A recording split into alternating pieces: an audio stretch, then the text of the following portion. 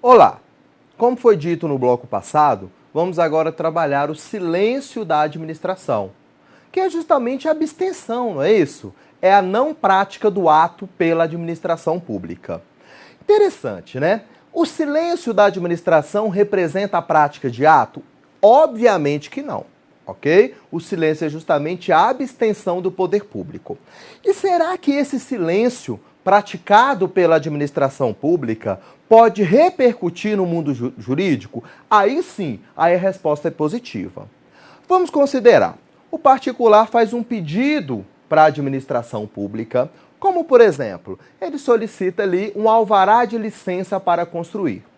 E a lei diz que esse alvará ele deve ser expedido em 30 dias, né? Ali deve ter a manifestação da administração pública, melhor dizendo, em 30 dias. E se nesse prazo a administração não se pronunciar, aí sim que nós vamos ter o silêncio da administração. E olha que interessante, pode ser que a própria lei estabeleça que, se a administração pública não responder o pleito formulado pelo particular, tá, o pedido já será imediatamente deferido, ou seja, ele já pode construir, ok? Então, o silêncio da administração pública, nesse contexto, vai gerar um direito para o particular. Mas pode ser também, que é o mais comum, que a lei não estabeleça que, transcorrido ali determinado prazo, ou seja, que o silêncio da administração pública possa gerar, no caso, um direito a esse particular. O que a doutrina fala sobre isso, né? Pense bem, se por acaso eu realizar um pedido e a administração pública não me responder, eu posso muito bem acionar o Poder Judiciário, não é isso? Eu entro na Justiça e peço para o juiz, juiz, eu fiz o pedido e a administração pública não me respondeu no prazo hábil, no prazo estabelecido em lei.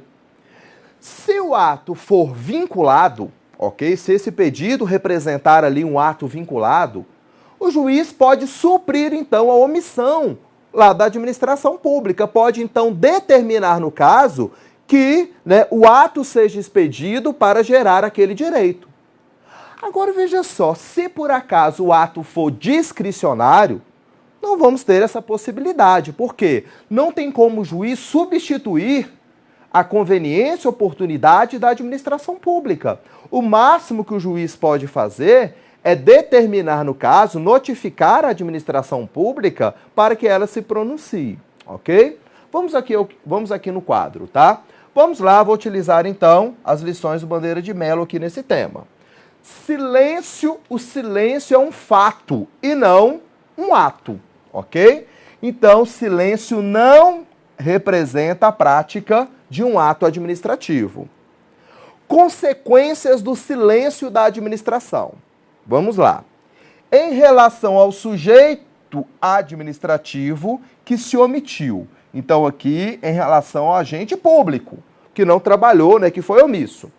O agente que foi negligente tem que ser responsabilizado por sua conduta funcional, ok? Então, a administração pública vai responsabilizar, no caso, vai instaurar um processo administrativo contra o agente público negligente. E agora, em relação ao administrado, que peticionou e não obteve resposta. Vamos lá. Pode ser que a lei preveja algum efeito do silêncio. Primeiramente, o silêncio pode configurar a concessão do pedido. É aquilo que nós falamos. Pode ser que a lei estabeleça, não é isso? Que se a administração não se pronunciar em 30 dias, o pedido será automaticamente concedido. É esse primeiro aqui, então. Ou o silêncio pode configurar a negação do pedido. Nessa situação, o interessado poderá demandar judicialmente, pleiteando a manifestação da administração pública. Então, nós vamos ter aqui todas essas situações decorrentes no caso do silêncio da administração. Mas lembre, por favor, na sua prova, o silêncio não representa o quê? A prática de ato administrativo, tá bom? Vamos continuar aqui. Requisitos ou elementos do ato administrativo, tema bem importante que nós vamos aqui trabalhar, no caso, nós vamos aprofundar esse tema, né, para você nunca mais errar isso em prova de concurso e entender perfeitamente aqui, né, a matéria no caso. Vamos imaginar o seguinte, ó, vamos trabalhar o ato administrativo como sendo uma barra de cereal. Um exemplo bem simples, mas que vai valer muito aqui para o nosso aprendizado. Então, o ato administrativo é uma barrinha de cereal, tá? Vamos considerar que essa barrinha, esse ato administrativo, ele é dividido aqui em 5 pedacinhos, tá bom? Que nós chamamos de requisitos ou elementos do ato administrativo. Aí nós vamos ter aqui o elemento competência, finalidade, forma, motivo e objeto. Se por acaso faltar algum requisito, obviamente nós não vamos ter o quê? O todo. O todo significa o ato administrativo.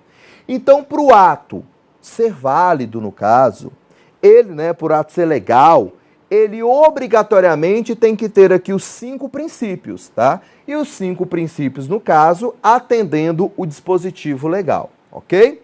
O que nós vamos trabalhar a partir de agora? Todos os requisitos, ou seja, todos esses pedacinhos, ok? Todas essas partes que vão compor o todo, que vão compor, no caso, o ato administrativo. Vamos lá. Vamos primeiramente aqui ao elemento competência, que chamamos, no caso, até de condição primeira de um ato administrativo. Imagine o seguinte, ó, um rapaz que vigia carros ali no estacionamento, ele acaba ali achando, no caso, um bloquinho de multas do Detran. O agente estava andando ali e deixou cair, no caso, seu talonário. E esse vigiador de carro, ele não tem nada para fazer naquele momento, o que ele faz então? Sai multando todos os veículos ali que estão de maneira irregular. Pergunto, será que essa ação vai repercutir no mundo jurídico?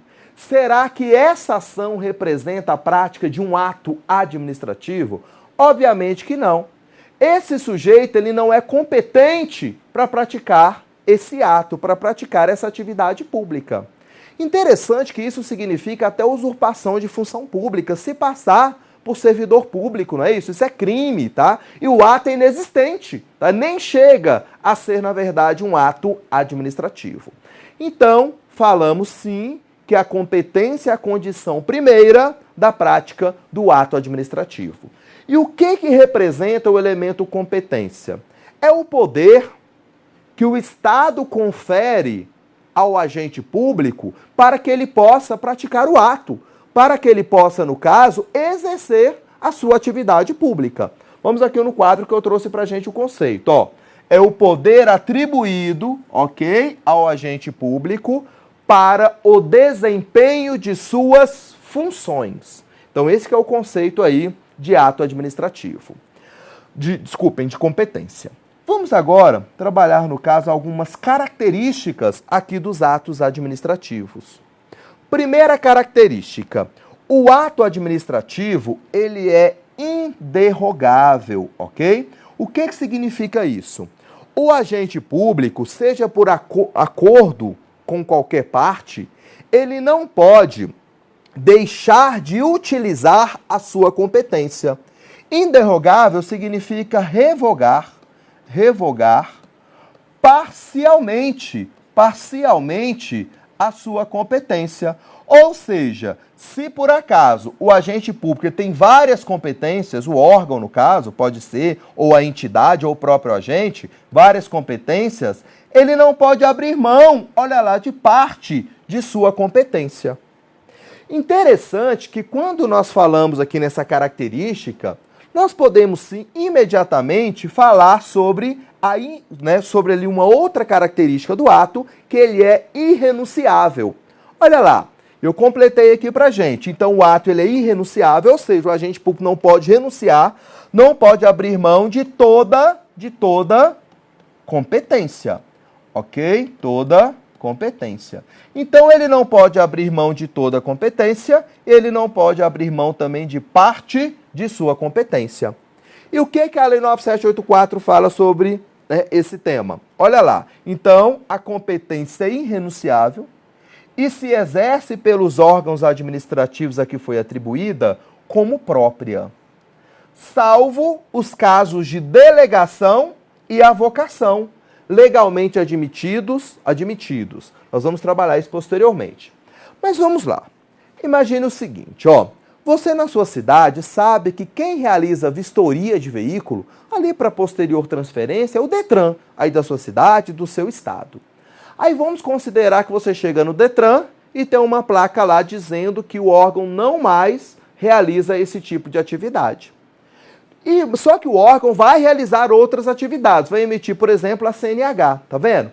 Nesse contexto, então, o órgão, no caso, está praticando uma ilegalidade, ou seja, ele está abrindo mão de parte de sua competência. E nós vimos no caso que o agente público não pode renunciar totalmente à sua competência e nem renunciar parcialmente à sua competência. Vamos lá para a tela novamente. Falamos também que o ato administrativo, a competência é improrrogável. O que significa isso? Que um agente, tá, que não é competente e praticar o ato administrativo, ele não vai se tornar competente por isso, ok? Então, olha lá. O que significa, então, né, quando a banca afirmar que a competência é inderrogável? Ou seja, se o agente público ele não é competente para praticar o ato e ele vai lá e pratica esse ato, ok? Automaticamente, esse ato vai ser viciado. Ou seja, essa competência, ela não vai de maneira alguma se prorrogar só porque o agente público acabou praticando um ato administrativo ao qual realmente não tinha competência. Vamos lá então. Então trabalhamos aqui 3 características, ok, do ato administrativo. Lembrando então que se um órgão ou um agente que não é competente para praticar o ato e se assim mesmo resolver praticar, essa prática não faz, no caso, com que ele passe a ser considerado competente, tá bom? Estou falando novamente aqui que a competência é inderrogável. Continuando, vamos lá. Observação. Um órgão administrativo e seu titular poderão, se não houver impedimento legal, olha lá, os impedimentos estão aqui, nós vamos trabalhar, delegar parte de sua competência. Então, não tem como delegar toda a competência, tá bom? Delega parte da sua competência a outros órgãos ou titulares. Olha lá, ainda que estes não lhe sejam hierarquicamente subordinados. Quando for conveniente, em razão de circunstâncias de índole técnica, social, econômica, jurídica ou territorial. Que nós anotamos aqui consta no artigo 12 da Lei 9784. Então, olha que interessante, tá? Falamos sim que, em regra, a competência admite a delegação. É muito usual dentro da administração pública a delegação parcial de competência. Imagine o seguinte, ó, um chefe do departamento ele sai de férias. Ali ele vai ter um substituto, não vai? Nesse contexto, ocorreu, então, a delegação de competência. Publica, então, tem que publicar, né? Tem que ser publicada essa delegação, e aquela outra pessoa, aquele outro agente, vai estar investido nas competências, no caso, daquele chefe que saiu de férias. Isso ser o exemplo de delegação. Um outro exemplo. Vou utilizar aqui a condição de Brasília, tá? Quem tem competência para fiscalizar o trânsito no Distrito Federal é o Detran. Ok? Então, é uma atividade do Detran. Só que o Detran firmou um convênio com a Polícia Militar e delegou essa competência para a Polícia Militar de fiscalizar o trânsito.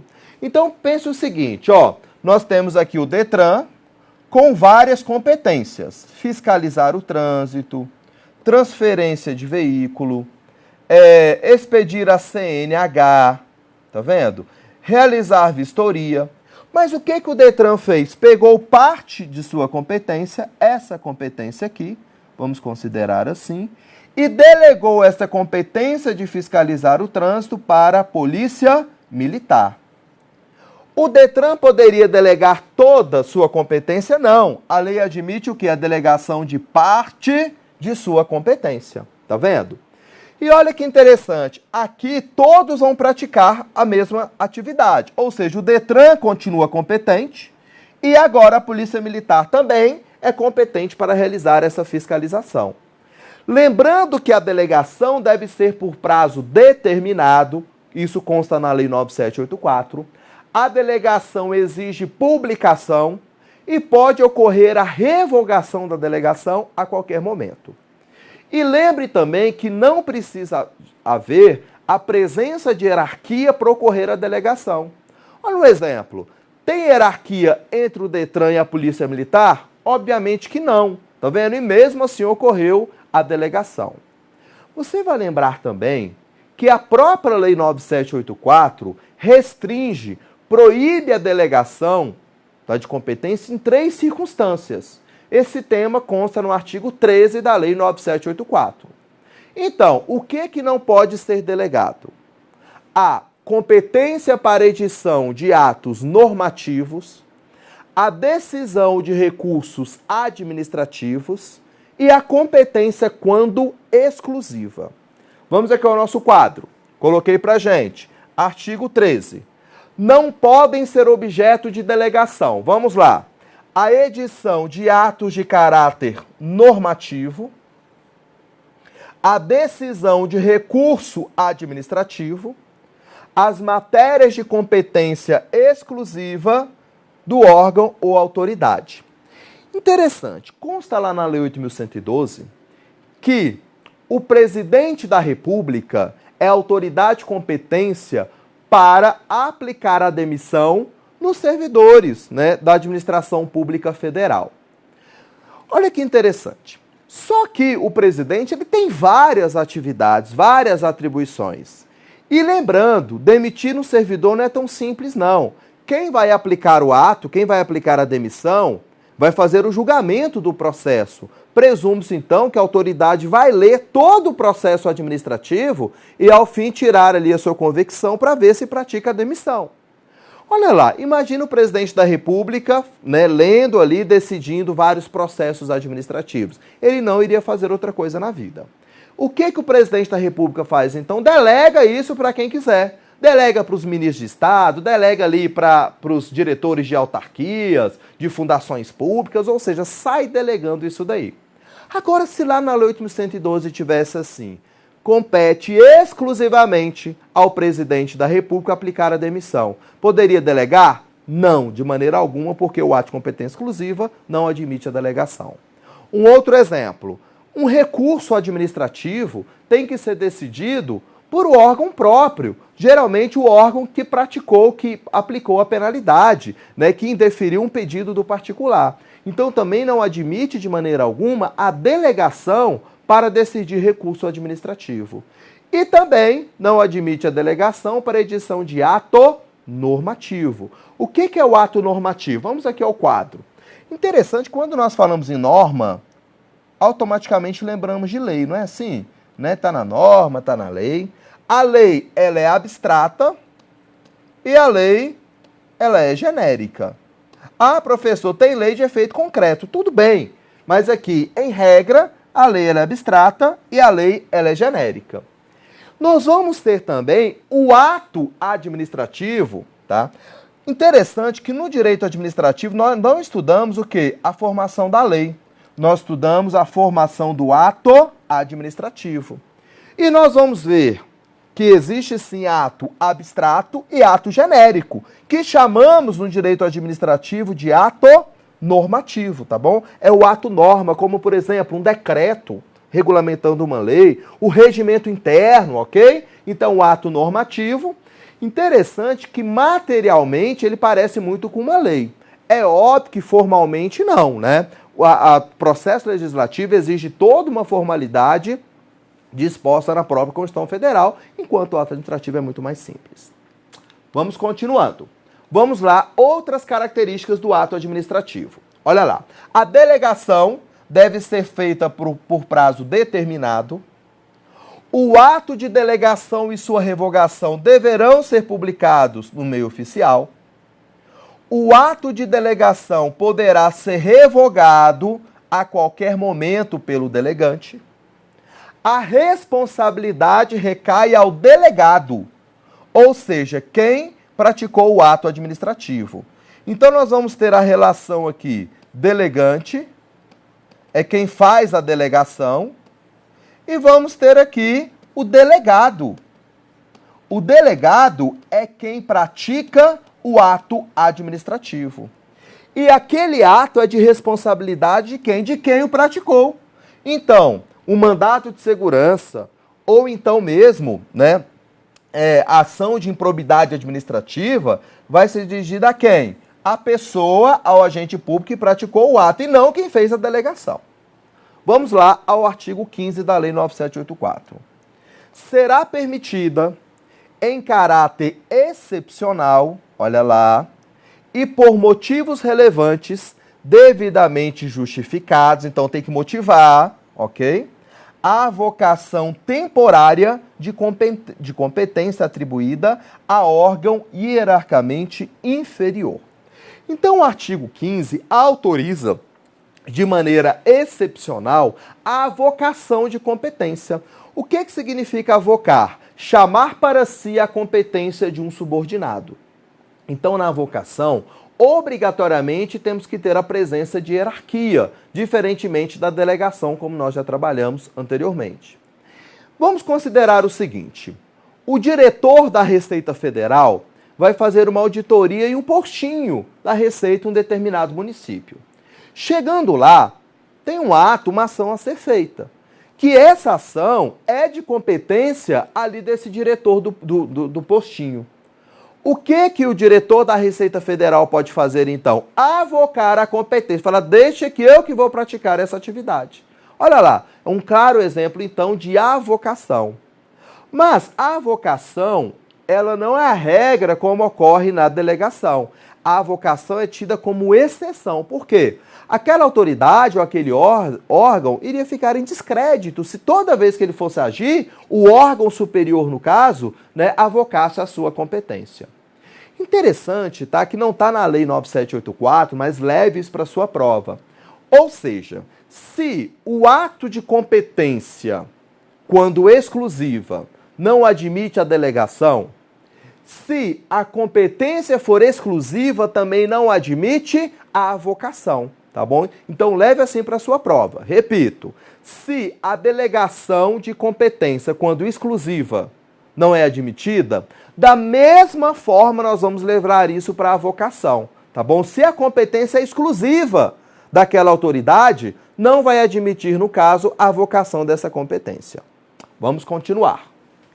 Vícios de competência, ok? Nosso último tema aqui quanto a esse atributo. Desculpem, a esse requisito.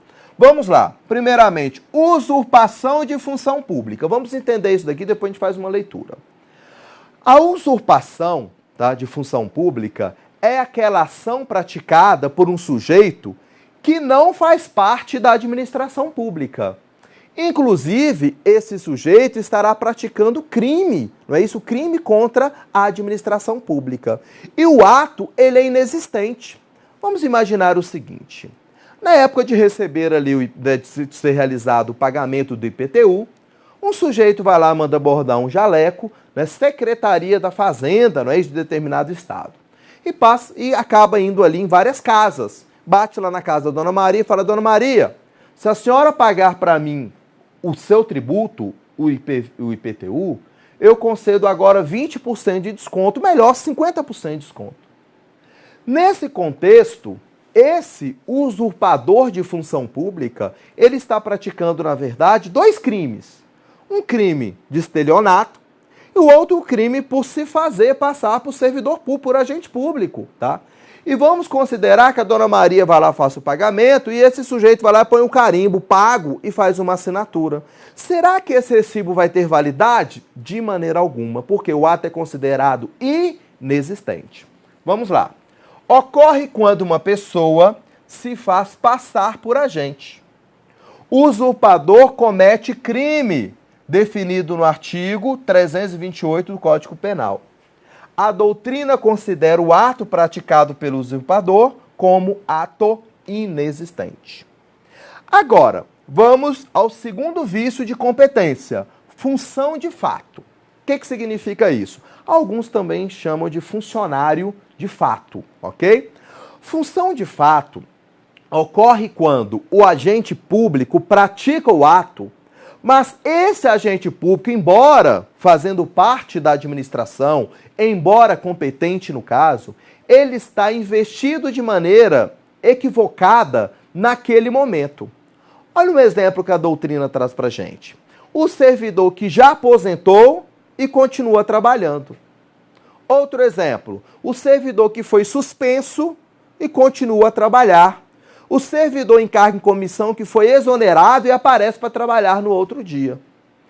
Interessante, tá? Que pela teoria da aparência, ok? Os efeitos desse ato serão válidos para o terceiro de boa-fé. Vamos a um exemplo.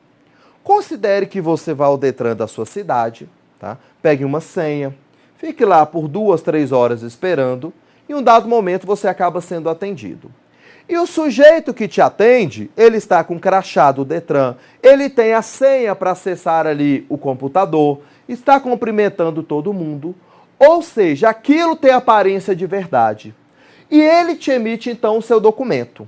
Só que esse servidor, ele estava suspenso e foi trabalhar naquele dia. Então o que a teoria da aparência diz? Não, peraí, isso tem aparência de verdade. Então os efeitos do ato administrativo serão válidos. Aí vamos aqui, né, que eu anotei pra gente, ó, função de fato ocorre quando a pessoa que praticou o ato está irregularmente investido no cargo. E por fim, vamos aqui ao abuso de poder na modalidade excesso de poder. Então nós vamos ter o abuso de poder, que é um gênero, que vamos ter aqui duas espécies para o tema ato administrativo. Vamos ter o excesso de poder,